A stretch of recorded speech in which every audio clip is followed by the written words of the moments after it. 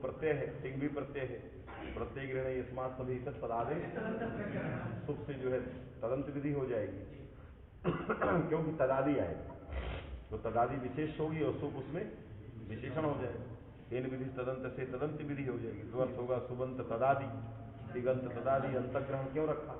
तो अंतग्रहण व्यर्थ पढ़ करके एक परिभाषा जिसका ज्ञापन करता है संज्ञा विधौ ये सब आगे आए, आगे पढ़ोगे समझ। संज्ञा विधायक सूत्रों में जहां प्रत्यय का ग्रहण है वहां तदादि विशेषक तदंत विधि नहीं होती है कि नहीं? तो तदादि आएगा लेकिन तदंत नहीं आएगा। तो तदंत नहीं आएगा तो तदंत का बोध कराने के लिए क्या चाहिए? अंत चाहिए। तो अर्थ हो जाएगा सुबंत तदादि। समझ में आएगी? संज्ञा विधायक सूत्रों में यदि प्रत्यय का ग्रहण है तो वो प्रत्यय तदादि को विशेष मान करके तदंत का उपस्थापन नहीं करते। तो अंत को उपस्थापनार्थ अंत शब्द सूत्र में आवश्यक है। समझ में आएगी? चलिए और कुछ पूछना है? हाँ हाँ, वो कोई ऐसा सूत्र है क्या क्या बताए थे? समास विधि द्वितीय श्रुतातीत उदाहरण बताए थे। कष्टम परम श्रुता में समास क्यों नहीं होता? श्रुतांत श्रुतांत तो है वो। आप कहोगे आगे ना मैंने श्रुतादि प्रकृतिक सुबंत कहते हैं तो श्रुतादि प्रकृतिक सुबंत जब कहोगे तो वो सुबंत में विशेषण है श्रुतादि। तो वहां पर क्या करना चाहिए? श्रुतांत प्रकृतिक भी हो सकता है।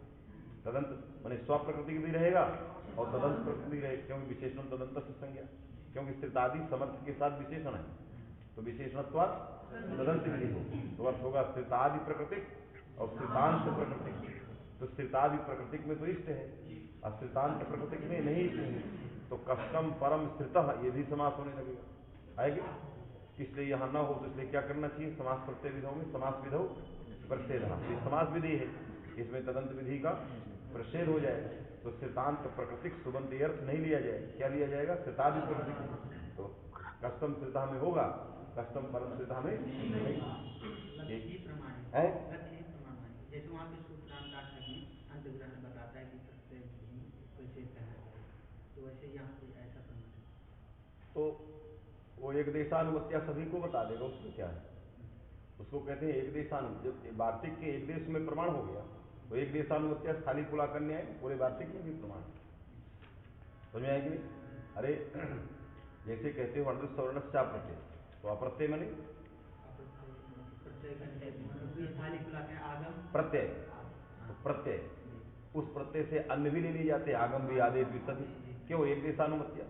एक देश में एक देश जो विधीयमान था प्रत्यय उसमें हमने समझ लिया कि सवर्ण का बोधक नहीं, तो उसके समान जितने भी विधीयमान है चाहे वो आदेश हो चाहे आगम हो सबको समझ लेते हैं। उसी तरह हमने किस में समझ लिया? प्रत्यय विधि में समझ लिया तो उससे संबंधित और जितनी विधियां होंगी सब में भी आ जाए। और स्वयं परम कष्टम श्रुता ये भाष्य प्रयोग है किस सूत्र में? समर्था पद विधि। जब समर्था पद विधि सूत्र का भाष्य निरूपण करने लगे तो स्वयं भाष्यकार ने संदेह किया कि कष्टम परम श्रुता है कि कथम न समास, क्यों समास नहीं हुआ? बहुत सारा विचार किया और बाद में इसलिए नहीं किया कि सूत्र प्राप्त नहीं। ये जो भाष्य है ये भाष्य ही प्रमाण समझ आएगी और लक्ष्य तो प्रमाण है ही। चलिए हाँ हलो अनंतरा संयोग। तो अब सूत्र आ गया हलः अनंतरा और संयोग। तीन शब्द हैं, तीन पद हैं। हलः ये प्रथमा का बहुवचन है और अनंतरा ही बहुवचनांत है और संयोग एक वचनांत। समझे कि नहीं? अनंतरा ये हल्का विशेषण है। अनंतरा क्या है? जैसे नील जो है घट का विशेषण है उसी तरह अनंतरा किसका विशेषण है? अनंतरा हलः संयोग संज्ञका स्युः। बात में कि नहीं? जो अनंतर हल होते हैं उनकी संयोग संज्ञा अनंतर हल होते हैं। अनंतर में न अंतर अनंतर, तो न अंतर में अंतर का क्या अर्थ है? अंतर के बहुत सारे अर्थ है कि नहीं? अंतर के बहुत सारे अर्थ हैं, उनमें से एक अर्थ है व्यवधान। अंतरम व्यवधानम। अंतर का अर्थ क्या है? व्यवधान है कि नहीं? तो व्यवहित भी अंतर का अर्थ तो न विद्यते अंतरम व्यवधानम जेसाम ते अनंतरा। बात में है कि नहीं? न विद्यते जेसाम हलाम ते अनंतरा, इसलिए अभिधिनन में माने जिन हलों के मध्य में कोई व्यवधान न हो। समझ में आएगी? न विद्यते अंतरम मैंने नास्ति व्यवधानम नयोस्त्यर्थानम तो नास्ति में अस्ति चला गया है कि नहीं? तो नास्ति अंतरम व्यवधानम जेसाम ते अनंतरा, नहीं है व्यवधान जिनका, अर्थात जिनके मध्य में किसी भी प्रकार का व्यवधान नहीं है, ऐसे हल वर्ण, ऐसे हल वर्ण। तो व्यवधान किससे होता है? नास्ति अंतरम व्यवधानम जेसाम, माने जिन हलों के मध्य में व्यवधान न हो। तो हलों के मध्य में व्यवधान कौन पैदा करेंगे? विजातीय, हमेशा व्यवधान विजाति से होता है, सजाति से नहीं। जैसे आप सभी छात्र हो, अभी हमारे तो खूब घटाघट दरबार चल रहा है कि नहीं? जैसे हम आए आप एकदम शांत हो गए, क्यों? व्यवधान पैदा कर दिया। क्यों? विजातीयत्व, क्योंकि हम विजाति थे इसलिए व्यवधान हुआ। बात नहीं? तो लोक व्यवहार में भी ये देखा जाता है कि कोई विजाति आ जाए तो वहां पर व्यवधान हो जाएगा, वो सारी चीजें बंद हो जाएंगी। छात्रों के बीच में अध्यापक आ जाए, अध्यापकों के बीच में भी कोई आ जाए, समझ में आएगी नहीं?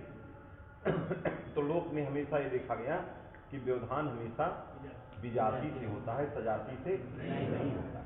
तो हलों को के बीच में व्यवधान कौन पैदा करेगा? हलों की विजाति। विजाति कौन है? अच है कि नहीं? इसलिए अजभी लिख दिया। क्या लिख दिया? ये अजभी क्यों आया? क्यों? विजाति। क्योंकि व्यवधान करने वाले कौन है? अच, कर्ता में तृतीया है कि नहीं? कर्ता में तृतीया किस क्रिया के प्रति? तो क्रिया है व्यवहित, अव्यवहित घटक व्यवहित। तो जो व्यवधानक क्रिया है, उस व्यवधानक क्रिया को करने वाले कौन है? अच्छा। तो अजभी ही व्यवहिता, तो व्यवधान क्रिया को कौन करेंगे? और व्यवधान क्रिया के कर्म कौन होंगे? हल, है कि नहीं? ये अच जो है हलों को व्यवहित करते हैं। अच जो है हलों को क्या करते हैं? व्यवहित करते हैं, व्यवधान करते हैं। समझ में आया कि नहीं? तो जी ये अच जो है हलों को व्यवहित करते हैं, तो अच कर्ता होगा, हल कर्म होगा और व्यवधान क्रिया होगी। बात में कि नहीं? जब कृतयोग आ गया, क्योंकि व्यवहित में अक्ता प्रत्यय कर्मणी है, तो कर्म में प्रथम आएगी तो हला, है कि नहीं? और कर्ता अनुक्त होगा, उसमें तृतीय आएगी तो क्या बनेगा? अजभी। और न लगा हुआ इसलिए अजभी अव्यवहिता नव्यवहिता। अजभी जैसे देवदत्ता ग्रामम न गच्छति, अरे देवदत्ता ग्रामम गच्छति, देवदत्ता ग्रामम न गच्छति। तो अच जो है व्यवधान करते हैं, और फिर कहें अच व्यवधान न करें, ये अच व्यवधान न करें अर्थात अच न रहे। अच व्यवधान न करें मैंने तभी नहीं करेंगे जब नहीं रहेंगे, यदि रहेंगे व्यवधान करेंगे, क्योंकि विजाति है। इसलिए कर्ता में तृतीया विभक्ति है, इसलिए अजभी अनंतरा मने अव्यवहिता, अजभी अनंतरा मने अव्यवहिता, अलह संयोग संज्ञका शिव, है कि नहीं? मने जहां अच हलों के मध्य में व्यवधान नहीं करते, ऐसे हल संयोग कहे जाते हैं। बात समझ में आ गई? अब अजभी में नागेश कहते हैं कि कुत्त होना चाहिए, कुत्तम न्याय्यम इति नागेशा, ये पंक्ति है कि नहीं? इति नागेशा ये नहीं है, केवल इतना ही है, कुत्तम न्याय्यम हमने आगे जोड़ दिया इति नागेशा, क्योंकि उन्हीं ने लिखा है। उन्होंने क्या लिखा? कुत्तम, कहा कुत्त उचित है, अर्थात भट्टोजी दीक्षित की जगह ये वृत्ति ठीक नहीं हो, वृत्ति पर चोट दे रहे हैं कि इन्होंने गलती कर दिया संस्कृत बनाने में, संस्कृत लिखने में गलती कर। क्या संस्कृत लिखना चाहिए? अग्धि, कुत्त करना चाहिए। किसको? जाकर। किससे कुत्त करोगे? चोकू, है कि नहीं? चवर्गस्थ कवर्गा क्या जल ही पदांत है, जल भी है पदांत भी है। स्वादिष्ट सर्वनाम स्थाने से पदांत भी है, जल भी है, बात में कि नहीं? तो नागेश ने उठा के रखा कि दीक्षित जी ने गलत किया, क्या लिखना चाहिए? अग्धि। यद्यपि संदेह हो सकता है ये आंखों से तो नहीं कह रहा है, अक से अव्यवहित तो नहीं कह रहा, ये संदेह हो सकता है, लेकिन उसने कहा ये सारे संदेह जो है व्याख्यान से हट जाते हैं, है कि नहीं? सारे संदेह जो है व्याख्यान से हट जाते हैं, क्योंकि भाष्यकार ने भी अचाम अक्षु में कुत्त किया है। जब भाष्यकार ने कहा अचाम अक्षु, अचो में अच का उपदेश है और हलाम हलसु उपदेश, हलसु हलाम उपदेश, अक्षु अचाम उपदेश। अचो में जो है अचों का उपदेश है और हल में हलों का उपदेश है, हल में अच का उपदेश नहीं है, इसलिए हैवरट में जितने अच लगे हैं वो सब जो है उच्चारणार्थक है, उनका उपदेश नहीं है। और आयुण में जो व्यंजन लगे हैं ये सब जो है उनका उपदेश नहीं है। अचों के अंदर कौन किसका उपदेश है? अचों का, वही प्राधान्य है, और हलों में हलों का प्राधान्य है। समझ आए कि नहीं? तो इसलिए अचाम अक्षु यहां पर जो है भाष्यकार ने भी कुत्त कर दिया है। जब कुत्त कर दिया, सप्तमी की बहुवचन में सुप में स्वादिष्ट सर्वनाम स्थान से पद भी माना और जल भी है, जैसे अक्षु में कुत्त हो गया तो यहां क्यों नहीं होगा? यहां भी हो जाएगा। इसलिए नागेश ने कहा कि क्या करना चाहिए? कुत्तम न्याय, कुत्त लिखना चाहिए। अग्धि इति वृत्ति उचिता, आगे की पंक्ति उन्होंने लिखा अग्धि इति वृत्ति उचिता, ये वृत्ति उचित थी, बात में कि नहीं? लेकिन नागेश के बाद बहुत सारे वैयाकरण हुए, छोटी छोटी टीकाओं किया उन्होंने, तो उन छोटे छोटे टीकाकारों ने, इन्होंने तो कुछ नहीं लिखा, लिखा इन्होंने तत्वबोधनी, इस विषय पे नहीं लिखी। बाल मनोरमा और तत्वबोधनी संभवतः नहीं लिखे, लिखे नहीं। तो देखो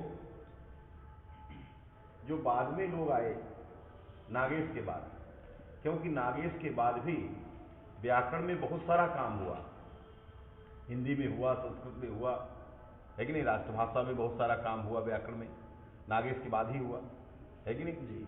और बहुत सारा काम संस्कृत में भी हुआ। तो नागेश के बाद जो कुछ व्याकरण के आचार्य आए, उन्होंने इसका रास्ता निकाला कि क्या रास्ता निकाला? कि अक्षु भी बन जाए और अजभी भी बच जाए, बीच का रास्ता निकाला कि भाष्य भी लग जाए, क्योंकि भाष्यकार ने कुछ तो किया है, तो अक्षु भी लग जाए और दीक्षित जी भी बच जाए, माने अजभी भी हो जाए। तो उन्होंने कहा कि आप यही ना प्रमाण देते हो, अक्षु यही प्रमाण देते हो कुत्त के लिए कि भाई कुत्त हुआ है, और बहुत जगहों में नहीं भी हुआ है, जैसे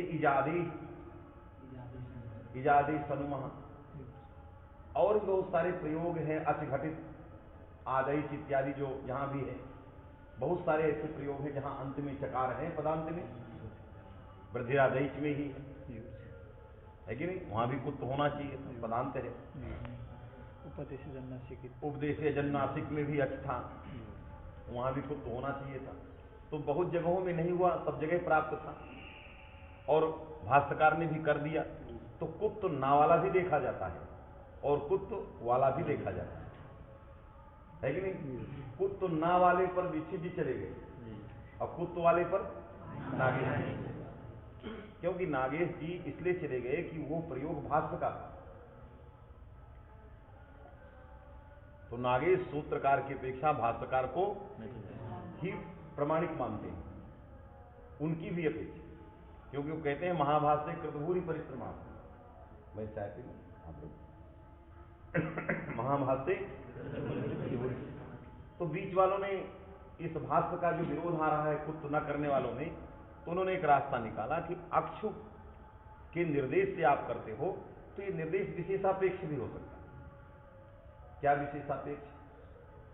कि स्वादी प्रत्ययों में से जो सप्तमी बहुवचन है तद घटक सकार इतर प्रत्यय के रहने पर तन निमित्तक कुत्त नहीं होता है कि नहीं? स्वादी प्रत्ययों में से सकारेतर प्रत्यय, क्योंकि वहां सकारादि प्रत्यय था, कहां? अक्षु में।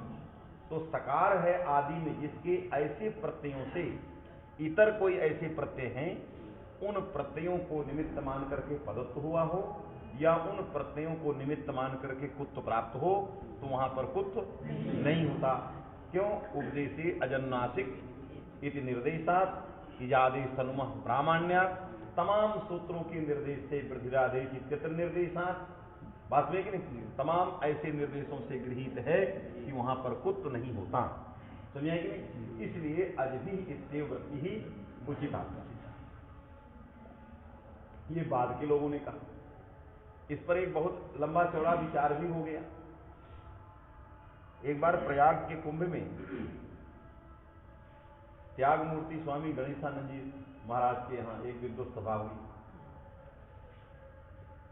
वो विद्वत सभा अलौकिक करते थे। सारी विद्वत सभाएं पहले जो होती थी, पंडित सभाएं, वो सब लौकिक होती थी, उनके यहाँ हमेशा अलौकिक होता। उन्होंने ही विद्वत सभा का मूल्य बढ़ाया। मूल्य बढ़ाया, क्या मूल्य बढ़ाया? सबसे पहले जब विद्वत सभा उन्होंने शुरुआत की, जिस समय काशी में 101 रुपए भी बहुत होता था, 101 रुपए मिल जाए तो लोग कहते थे बहुत मिला है। उस समय उन्होंने जब पहली शुरुआत की तो कितना दिया? 11,000। यहीं से शुरुआत। और जितने भंडारे में साधु संत बैठने आए सबको 11। जितने भोजन में बैठे सबको एक समान दक्षिणा। ऋषिकेश में जहां स्वामी विद्यानंद जी थे, वहां पर उन्होंने जब पहला भंडारा किया तो कोई ऐसा संत जिसको 11,000 नहीं, जो भी खाने आए। अब वो बहुत दिन हुए, 111 साल तो वही जिए। 111 साल में कौन खत्म हुए? स्वामी त्याग मूर्ति। ये कब खत्म हुए? 2006 में। 2006 के इर्द गिर्द वो शरीर छूटे। उस समय उनकी आयु 111 वर्ष। 100 वर्ष में उनके शिष्यों ने एक अभिनंदन पत्र छापा। जब वो शतायु हुए, उसका नाम था श्री गुरुभ्यो नमः। ये ग्रंथ हमारे पास है। इस ग्रंथ को हरियाणा और उधर के शिष्यों ने बड़ी उससे छापा सब, है कि नहीं? बड़ा मोटा ग्रंथ, सारे उनके सारी चीजें उनके जीवन से जो जुटी हुई थी सब आई। उन्होंने 80 या 90 वर्षों तक नमक नहीं खाया किसी भी खाने में, और एक टाइम भोजन हमेशा लिया, वो भी 4 दिन। हम उनके साथ बहुत रहे, बहुत सन्निकट रहे। हम सन्यासी में नए नए अध्यापक थे, बहुत कम अवस्था थी, और उनके यहाँ जो भीड़ लगती थी जैसे मधुमक्खियों की भीड़ लगे, मधुमक्खियों की जैसे भीड़ लगे, एक से एक दाढ़ी पकी हुई, बाल पके हुए सब। हम भी उसमें पीछे से पहुंचे किसी कारणवश, और उन्होंने नहके पर पूछ दिया, नह के का इसका उदाहरण बोलिए। बहुत लोग बैठे थे, टू टू सब होने लगे। पीछे से हमने उठा दिया, पीछे से बोला उदाहरण, और केजंत का सारा रूप बनाया, तो उन्होंने तुरंत आ गया। ये कहाँ से आए? बताया, मैं भी अध्यापक हूँ, बहुत पीछे हो जाता हूँ, आगे लोग। वहाँ हमको घुसना था, हमके बहुत अच्छे संत हैं। तो उसमें एक संत, एक अध्यापक थे गोपाल जी, हमसे वो रिक्शा में आए और क्या कहे, आप अपनी दाढ़ी बाल पका लीजिए तो आप तभी प्रवेश कर पाएंगे। हमने कहा मैं आपको निकाल दूंगा वहां। हमारा भी ओझ था उस समय। हमने कहा आप क्या चार्जी बात करते हैं, दूसरी यात्रा में आप वहां घुस नहीं पाए। अब तो लंका में हनुमान जी का प्रवेश हो गया, सब छट जाएंगे। हम के अभी एक बार नहा हुआ है, देखते जाए। अब धीरे धीरे उस बार इतनी बात हुई, फिर वो साल में एक बार आते थे। दोबारा आए तो उन्होंने तुरंत अपने शिष्यों से कहा कि जो पहली बार वो आए थे, कम एज के थे, उनको बुलाइए। तो हमारे यहाँ संदेशक 8 विद्यार्थी लेके गया, पढ़ा रहा तो फिर चलो सब लोग साथ कराया। वहाँ कोई नहीं। हमने कहा महाराज जी, आपके यहाँ मधुमक्खियों की तरह भीड़ लगेगी, आप देखिए कि मेहनत कौन करता है, परिश्रम कौन करता है, ये देखिए, और इन लड़कों से पूछिए। आप बोलते हम संचालन करते थे कभी कभी, या तो जब वो कहते थे तो अंतिम में उन्होंने हमसे कहा कि आप बताइए, तो हम भी बताए, सब लोग बताए। ज़्यादा सभा नहीं चलाते थे, केवल 10, 15, 25 मिनट, 1 घंटे बस।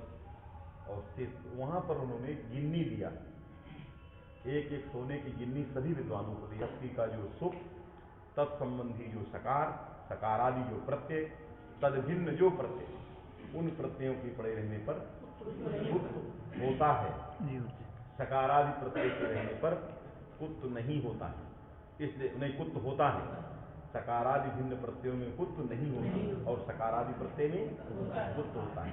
ऐसा ज्ञापन किसी आचार्य ने कहीं लिखा, इस तरह का ज्ञापन किया अक्षु के भाष्य प्रामाण्य से, है कि नहीं। सप्तमी बहुवचन घटक सकारादि भिन्ने प्रत्यय परे कुत्वम न भवति, यह अक्षु के विशेषापेक्ष अर्थ निकाला, स्विषय, समझ में कि नहीं। इसलिए आज भी ये प्रयोग साधु है, उसमें बहुत सारे जो है जो प्रमाण हमने दिया वो दिया है, आएगा नहीं। तो बन गया आज भी अव्यवहिता हलः संयोग संज्ञा ही भवेत्। हलः में हलौच हलच, हलौच हलच एक शेष दिया तो क्या बनाया, हला। तो हलौच हलच में क्यों ऐसा किया, इसलिए किया, एक पक्ष उठाया, क्योंकि हलौ से हलद्वय की संयोग संज्ञा, और हला, हलौ और हला को लेकर के, हलचा को लेकर के अनेक हलों की संयोग संज्ञा। क्योंकि भाष्यकार ने 2 पक्ष उठाया, बहुनाम संयोग संज्ञा, द्वयोर संयोग संज्ञा, या एकस्य संयोग संज्ञा, 3 पक्ष उठाए गए। बहुनाम संयोग संज्ञा, द्वयोर संयोग संज्ञा, अथवा एकस्य संयोग। एकस्य संयोग संज्ञा पक्ष में अन्वर्थत्व विरुद्ध होता है, क्योंकि संयुज्यन्ते वर्णाः यस्मिन् समुदाय, संयोग का अर्थ क्या है, संयुज्यन्ते वर्णाः माने हला, यस्मिन् समुदाय। तो संयोग में समपूर्वक युज धातु से अधिकरण में घई प्रत्यय किया, और घई प्रत्यय करके बनाया संयोग, जिसमें जिस समुदाय में अनेक हल आ जाए, ऐसा समुदाय, अर्थात वाक्य की जो परिसमाप्ति है वो समुदाय में। वाक्य की समाप्ति 2 तरह से होती है, प्रत्येक में या समुदाय। हमने हलों के समुदाय को व्युत्पत्ति से पकड़ा, संयुज्यन्ते हलवर्णाः यस्मिन् यत्र, है कि नहीं। तो समुदाय को लिया, कैसा समुदाय, हलों का समुदाय। तो इस वाक्य की समाप्ति किसमें हुई, हलों के समुदाय में, है कि नहीं। तो वाक्य 2 तरह से परिसमाप्त होता है, परिसमाप्त माने पूर्ण होता है, एक तो समुदाय में और दूसरा उस समुदाय के प्रत्येक में। तो प्रत्येकम परिसमाप्ति वाक्यस्य अथवा समुदाय परिसमाप्ति वाक्यस्य। जैसे कहा गया गर्गाः सतम दंड्यन्ताम्, भाष्यकार ने जितने दंड के लिए प्रयोग किया वो गर्गों के लिए ही किया, माने गर्ग बदमाश थे, है कि नहीं। जितने आप देखोगे गर्गाः सतम, गर्गान सतम दंडयन्ति, गर्गान सतम दंडयति, दंड धातु का भी अकथितंचा में जब प्रयोग है तो वहां भी गर्गाः का प्रयोग, उसका कर्मवाद जो है तो गर्गाः सतम दंड्यन्ताम्, ये भी भाष्यकार ने। तो भाष्य की प्रवृत्ति से लगा कि उस काल में भी उस काल में ही नहीं, उस काल में भी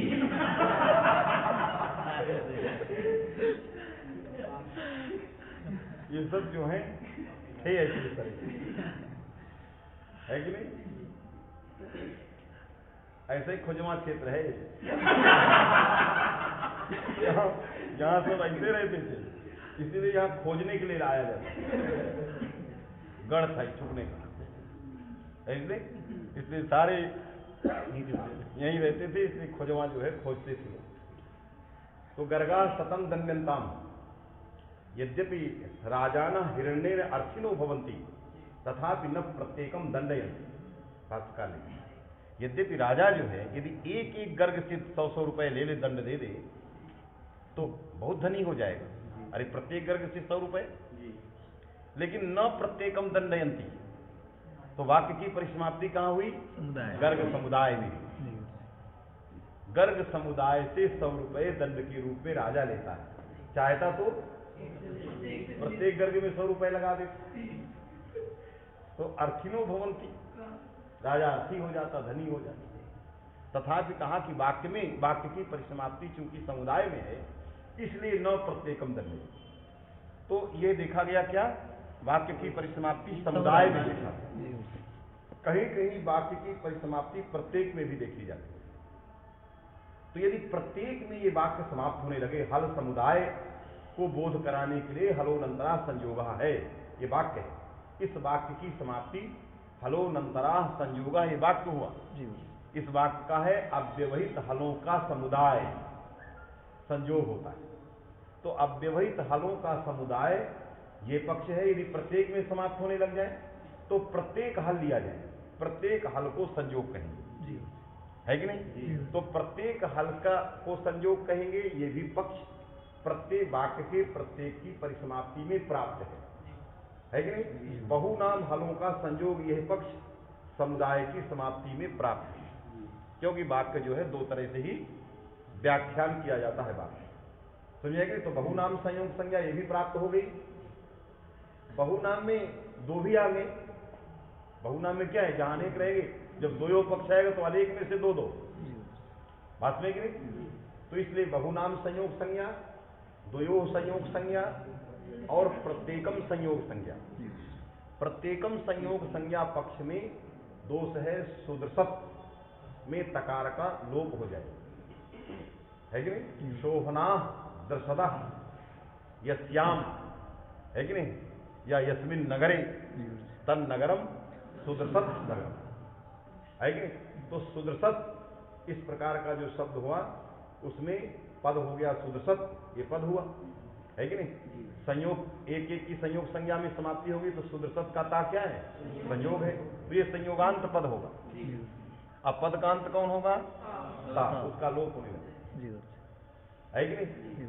और संयोगांतस्य लोपः में संयोगौ अंतौ यस्, ये समास है।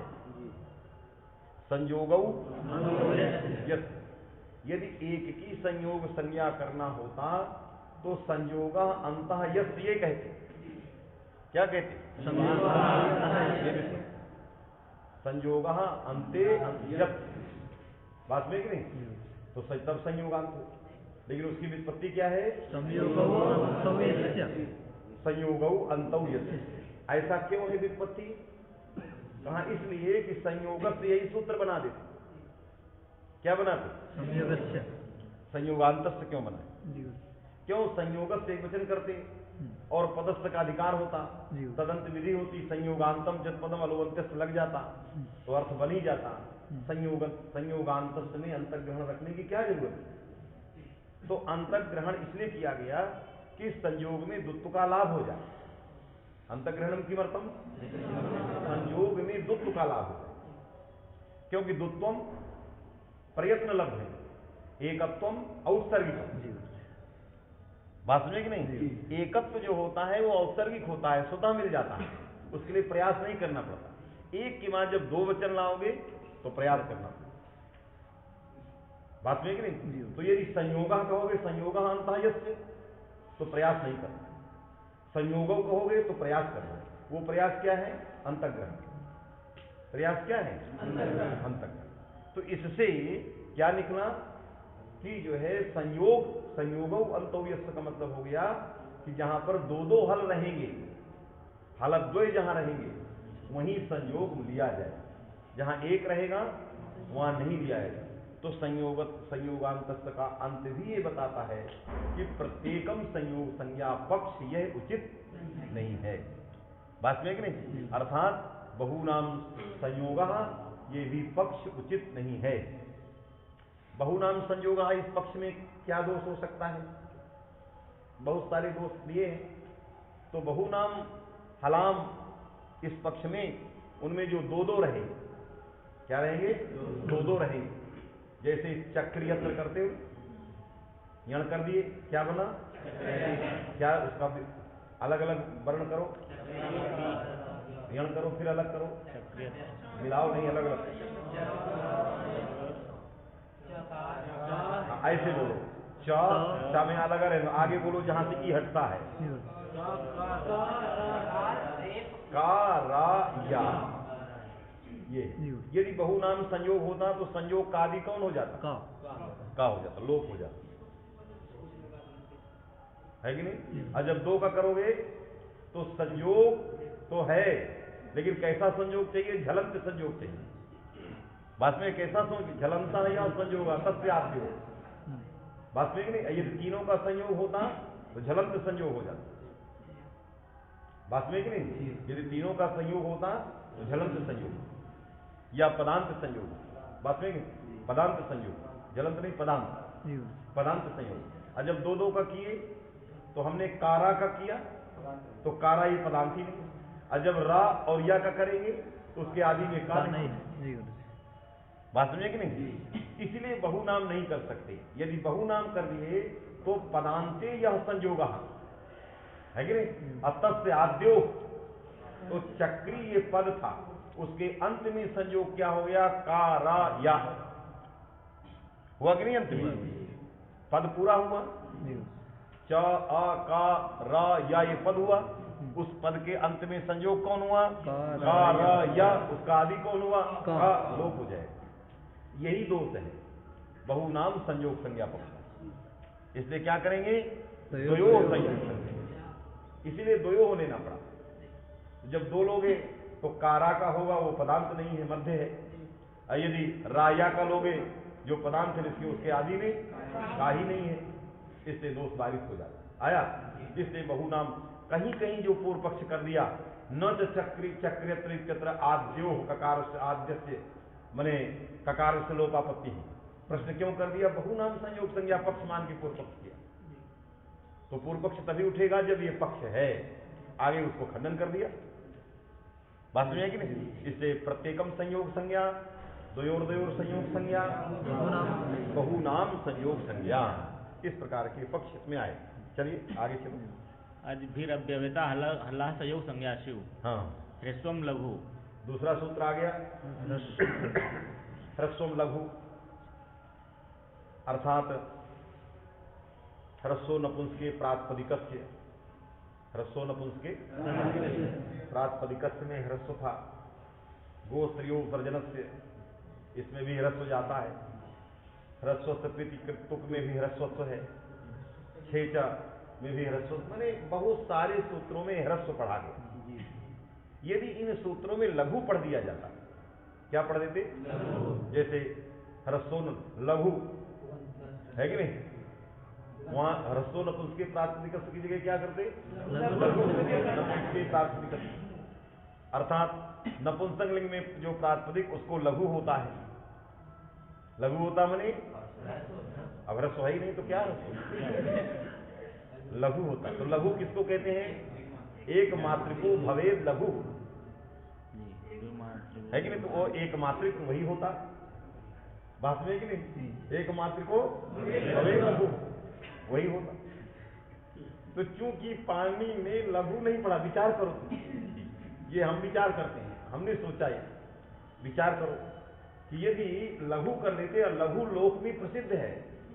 लघु गुरु, दीर्घ नहीं, ह्रस्व दीर्घ प्लुत ये शास्त्र की संज्ञाएं हैं। गुरु और लघु ये लोक की संज्ञाएं।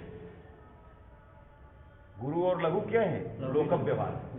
तो उनका अर्थ हम लोकप व्यवहार से जानते हैं। गुरु माने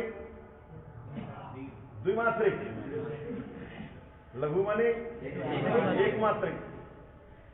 तो यदि दीर्घ न पढ़ते, गुरु पढ़ते, कहां? सूत्रों में जहां जहां दीर्घ करना है, अजंतांग से दीर्घा माने अजंतांग से गुरु, बात में कि नहीं? यदि ये सब पढ़ देते तो ये सब यहां द्रविड़ प्राणायाम कुछ न करना। कौन? ह्रस्व लघु सूत्र बनाने की जरूरत नहीं, क्योंकि ह्रस्व शास्त्रीय शब्द था। ह्रस्व नपुंसके प्राथमिक में ह्रस्व क्या था? संज्ञा है, उकालो वहां संज्ञा है। और संज्ञा के लिए संगी क्या है उसको बताने के लिए सूत्र चाहिए। जैसे वृद्धि संज्ञा थी तो उसको बताने के लिए वृद्धिरादेश जरूरी थी। और यदि वृद्धिरेच की जगह आदेश रेच तो वृद्धिरादेश गायब। वास्तव में कि नहीं? अन्य व्याकरणों में यह सुविधा दिया है। जैसे आप कहते हो कर्तुरीप्सितमम कर्म, उन्होंने कहा कर्तुर्व्याप्यम कर्म। क्या सूत्र बनाया? हटा दिया सब, ईप्सित तमम फमम सब हटाया, है कि नहीं? कर्तुर व्याप्यम कर्म, कर्ता का जो व्याप्य है वही कर्म। व्याप्य माने बी उपसर्गक आप धातु से णत प्रत्यय किया, रिहलोर णत प्रत्यय। हम पढ़ाए तो पूछा उसने कि दोनों सूत्रों में क्या अंतर है। हमने कहा उसी से पूछे कि राजा और नृप में क्या अंतर है। उससे पूछे, हमने कहा राजा और नृप में क्या अंतर है? कोई अंतर नहीं। मैंने कहा इसी तरह ये भी इसी तरह। मैं क्यों तुमको अपनी व्याख्या सुनाऊं? तुम क्या अंतर है? मैं 1.5 घंटा पागलों की तरह चिल्लाऊं? मैं ऐसी छोटी चीज बताऊं कि तुम सोचते रहो। हमने कहा जैसे राजा और नृप में आपने ही कहा कि कोई अंतर नहीं, वैसे कर्तुर्व्याप्यम और कर्तुर्व्याप्यम में कोई अंतर नहीं। कहा गुरु जी कल होगा, हमके कल होगा। एक दिन तुम भी सोचो। आया वो सोच, कहा नहीं लग रहा। हमने कहा अब लगेगा, आज दूसरा दिन कुछ चलेगा इसी में। हमने कहा देखो बी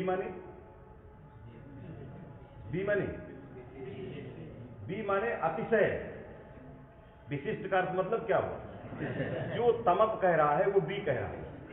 केवल आपके व्याकरण में हमारे शब्दों को नकल करके शब्दांतर कर दिया है, उसके समानार्थक शब्दांतर। हम भी आप उपसर्ग मानते थे, हम भी आप धातु मानते थे कि नहीं? फिर अक्ता प्रत्यय मानते। अक्ता प्रत्यय का अर्थ कर्म है, यहां एणत प्रत्यय का अर्थ कर्म। हमारे यहां भी आप है, यहां भी आप है, वास्तविक कि नहीं? और भी वहां तमक है, यहां भी। तो क्या अंतर है? तुम ही सोचो क्या अंतर। यदि अंतर होता तो तुम कर्म संज्ञा कर ही नहीं सकते, है कि नहीं? अंतर होता कर ही नहीं, क्योंकि आप्यम, व्याप्यम का मतलब हुआ आप्यम। आप्यम का उसने विग्रह किया था आप तुम स्मानम है, समप भी नहीं लिया। आप तुम स्मानम आप्यम मैंने इच्छा ले लिया उसने, वो धातु से नहीं डाल दिया। आप तुम, यही तो हम भी लिखते हैं संबद्धुम स्मानम। आप तुम मने संबद्धुम, अस्मानम लिखते ही। और विशेषण आप तुम स्मानम व्याप्य, तो विशेष क्या होगा? अतिशय, यही तो हम भी लिखते हैं। तो क्या अंतर है? वही है, कोई अंतर नहीं। तो किसी भी व्याकरण में जाइए, कहीं कोई नहीं, सब इसी तरह है, सब केवल शब्दों को बदलाव किया है। अच्छा, जो भी व्याकरण है, उसी लिए उन व्याकरणों में वृद्धि की जगह क्या लिख दिया? आदेश, आदेश रेच कर। कहा बहुत अच्छा व्याकरण में वृद्धिरादेश नहीं बना। समझे कि नहीं? नहीं बना। तो हमने कहा नहीं बनाना पड़ा, इसीलिए कट पिट गए आप लोग। यदि बनाए होते तो जीवन भर चलते, नहीं बनाए इसलिए क्या हो गए? कट पिट गए, सिद्धांत नष्ट कर। और क्या हुआ? आपका कौन पढ़ता? क्यों? सर्वांगीण नहीं है उसमें, सर्वांगीण एकांगिता है, बहुत सारे दोष हैं। इसलिए ये जो है ये संप्रदाय क्या हो गया? कट पिट गया। जो संप्रदाय सर्वांगीण सिद्धांतों को लेकर नहीं चलेगा, एकांगी होगा, वो बहुत दिन नहीं चलता है। जैसे मायावती की पार्टी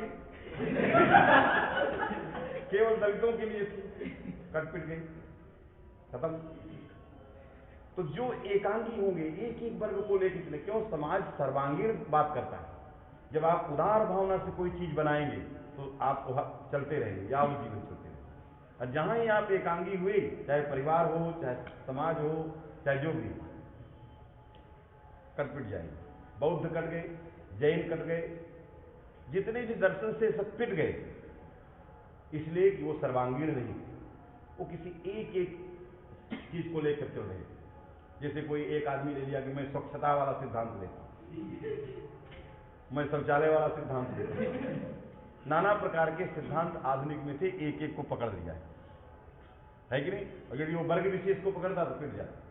मैं केवल इन्हीं लोगों को ये बनाऊंगा, खत्म, आया कि नहीं?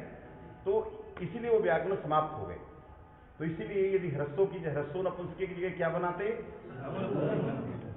लघु बने लोक प्रसिद्ध अर्थ। जैसे कहते हो गुरो गुरोश्च हला, कहते हो ना गुरोश्च हला, वहां गुरु शब्द का उपादान कर दिए, लेकिन दीर्घंच गुरु है कि नहीं? तो दीर्घ और गुरु एक ही थे। दीर्घ का अर्थ कहां से जाने? लोक से, द्विमात्रिक। बात समझे कि नहीं? तो इसलिए चूंकि पाणिनि ने पारिभाषिक ह्रस्व और दीर्घ और प्लुत शब्दों को डाल दिया है कि नहीं, सांकेतिक शब्दों को डाल दिया, तो उनका सांकेत किस अर्थ में है, इसके लिए हमें सूत्र बनाना पड़ा ह्रस्वम लघु। और यदि लघु सब जगह रह देते, दो ही शब्द थे लोक में, लघु और गुरु, लेकिन एक सिद्धांत और पाणिनि ने डाल दिया कि लघु भी गुरु होता है, लघु भी ये न हो पाता, ये चीज नहीं निकलती। यदि जगह जगह लघु और गुरु सूत्रों में डाल देते तो या तो एक मात्रिक होता या द्विमात्रिक होता। एक मात्रिक गुरु कभी नहीं होता, क्योंकि लोक में एक मात्रिक को गुरु नहीं कहा जाता। इसलिए नए सिद्धांत का जन्म दिया, यदि वो संयोग पा जाए तो छोटा भी बड़ा हो जाए। यदि वो दल पा जाए, है कि नहीं, छोटा भी काम कर जाए, तो संयोग पा जाए तो क्या हो जाएगा? गुरु हो जाएगा, संयोगी गुरु। बात में कि नहीं? कहते हैं देवदत्त, देवदत्त में दा में ये स्वयं गुरु है कि नहीं, और देवदत्त दकार का आकार ये भी गुरु। ये तो एक मात्रिक था, लघु है, ये कैसे गुरु हो जाएगा? लोक से नहीं प्राप्त है। लेकिन शास्त्र ने इसको बता दिया कि नहीं नहीं, ये भी गुरु है, यद्यपि ये द्विमात्रिक नहीं है तब भी गुरु है। इसलिए ये सूत्र बनाना जरूरी था। बात समझे कि नहीं? और जो संयोग है, संयोगी गुरु है, ये देव के वकार के आकार को गुरु नहीं करता है। विचार कर, देवदत्त में लकार के एकार को प्लुत होगा गुरुर्नतोऽनन्तस्यापि कैकस्य प्राचाम, और गुरो किम वकाराद अकार समाभूत, गुरो किम वकारात अकार से, वकार के उत्तर जो अकार है उसको ना हो जाए। अरे संयोग तो परे है, उसको क्यों ना हो जाए? जैसे संयोग को लेकर के दत्त में दकार का आकार गुरु हो गया, उसी संयोग को लेकर के वकार का आकार क्यों नहीं होता? इसका मतलब है कि वहां तस्मिन्नित निर्दिष्टे पूर्वक से जाता है। कहां? संयोगे गुरु के संयोग में, और संयोग से अव्यवहित पूर्व रहेगा, वही गुरु होगा। समझ आया? कहो कि तस्मिन्निति परिभाषा सूत्र है, ये संज्ञा सूत्र है, संज्ञा और परिभाषाओं का परस्पर उपकार उपकारक भाव कैसे होगा? तो पाणिनि ने किया, यदि ये उपकार उपकारक भाव नहीं होता तो वकार का आकार प्लुत हो जा, गुरु हो जाता, और गुरु किम वकाराद अकार समाभूत सब ग्रंथ संगत। इसलिए संज्ञा परिभाषाओं का जिन लोगों ने कहा उपकार उपकारक भाव नहीं होता, वो प्राइस है, वो सर्वांगीण सिद्धांत नहीं है। समझ में आया कि नहीं? ये मैंने खोजा सारी बातें, क्योंकि यदि संज्ञा सूत्र परिभाषा सूत्रों का परस्पर अंगांगी भाव नहीं होता तो संयोगे गुरु और तस्मिन्नित निर्दिष्टे का परस्पर उपकारी उपकारक भाव नहीं होता, है कि नहीं? अर्थात संयोगे गुरु में तस्मिन् नित्य निर्दिष्टे पूर्वस्थ नहीं जाता। तो संयोगाव्यवहित पूर्वत्व विशिष्ट जो गुरु लघु है, ह्रस्व है, उसकी गुरु संज्ञा नहीं होती। अर्थात व्यवहिता व्यवहित उभय साधारण जो है ह्रस्व गुरु कहा जाता। तो दकार का आकार भी कहा जाता, वकार का आकार भी कहा जाता। तो गुरु का कोई व्यावर्त ही नहीं था, सर्वे गुरु हो जाए। समझ में है कि नहीं? इसलिए संज्ञा और परिभाषाओं का भी उपकार्य उपकारक भाव होता है। इसीलिए यस्मात् प्रत्यय विधि तदादि प्रत्येकम के संज्ञा सूत्र के प्रत्येक की सप्तमी में तस्मिन् निर्दिष्टे पूर्वस्थ लगता है और कहता है कि प्रत्याव्यवहित पूर्वत्व विशिष्ट जो तदादि होगा वही अंग होगा। समझ में कि नहीं? प्रत्याव्यवहित पूर्वत्व विशिष्ट जो वही हो, है कि नहीं? क्योंकि ये सूत्र जो है ऐसा क्यों करते हैं? कृतात्म संस्कार विधिम उपकरोति। जब तक ये अपना संस्कार नहीं करेंगे तब तक विधि का क्या संस्कार करें? जब तुम स्वयं नहीं नहाओगे तो क्या मंदिर जाओगे? जब तक स्वयं चंदन तिलक नहाना नहीं होगे तो किस मंदिर में जाओगे? कहीं नहीं जा सकते।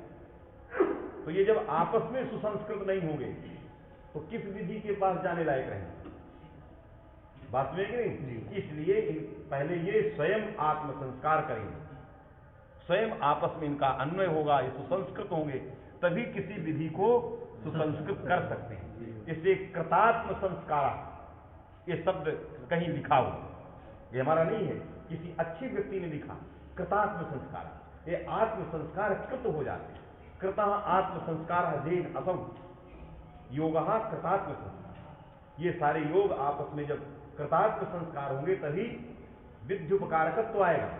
स्वयं नहीं अर्थ बना है कि प्रत्याव्यवहित होगा कि व्यवहित होगा कि संयोगाव्यवहित होगा कि व्यवहित होगा, स्वयं सुसंस्कृत नहीं, संदेह में बैठे हैं। समझ आए कि नहीं? इसलिए आपस में जो ये कहते थे कि नहीं मने है क्या है वो न्याय? नहीं भिक्षुका भिक्षुकांतर, ये सब बाहुल्यात है, ज्यादा मिलता है ऐसे कह दिया है। ये अनिवार्य नहीं है, बात में कि नहीं? ये अनिवार्य रूप से आवश्यक नहीं, यदि है ग्राह्य, नहीं है तो कोई जरूरी नहीं। अर्थात इसका विचार कोई जरूरी नहीं है। बात समझे कि नहीं? क्योंकि यहां सब हुआ है। चलिए संयोगे गुरु आगे। संयोगे परे ह्रस्वम गुरु संगम स्यात् दीर्घम च। दीर्घ भी माने ह्रस्व भी गुरु होता है और गुरु संगम स्यात्। संयोग को लेकर के ह्रस्व दीर्घ कहा जाएगा और अकेले जो द्विमात्रिक होगा दीर्घ वो भी गुरु कहा जाएगा। कितनी संज्ञा? तो संधि कार्योपयोगिनी नाम प्रथमाध्याय स्थानम संज्ञानाम प्रकरणम समाप्तम इत्यर्थ। संधि माने संहितोद्देश्य कार्य में जो अत्यंत उपयोगिनी है कि नहीं? अतः नदीत्व घित्व इन संज्ञाओं के निरूपण न करने पर न क्षति। क्यों? संहितोद्देश्य कार्य में उपयोगिनी नहीं है कि नहीं? और प्रथमाध्याय स्थानम, इससे आम्रेणिक इत्यादि जो संज्ञाएं हैं यद्यपि ये संहितोद्देश्य कार्य में उपयोगिनी है किंतु यह प्रथमाध्याय से नहीं, इससे इनका भी निरूपण न करने से कोई क्षति नहीं है। इससे प्रथमाध्याय स्थानम संधि कार्योपयोगिनी नाम संज्ञानाम प्रकरणम समाप्तम इत्यर्थ।